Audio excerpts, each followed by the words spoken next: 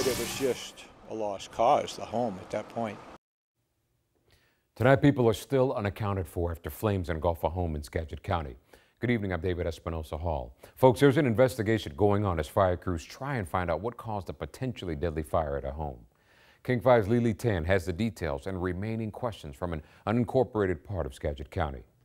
The farm to Market Road and 10 Acres Lane, fully engulfed residential structure. We could see the glow as we stepped out the door. Tonight, questions remain about whether the 5 people inside this fiery home were able to escape in time. And the whole house was in front of the house was engulfed in flames, just total flames, as high as the roof and beyond.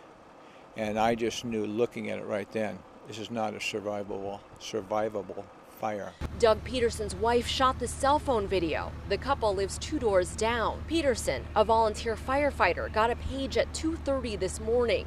His neighbor's home in an unincorporated part of Skagit County was on fire. Okay.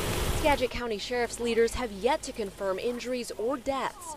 They blocked off the 13,000 block of Bayview Road for more than 14 hours to investigate. ATF, the Bureau of Alcohol, Tobacco, Firearms, and Explosives, was also on scene. But according to dispatchers, Mother and children trapped on the second floor. Casket clear, 252. a mom and kids may have been trapped inside the burning building. At this time, deputies tell us a woman was taken to Harborview Medical Center, but no word on the children. Fire leaders say only that there are still people unaccounted for. Just that it's just a sad situation.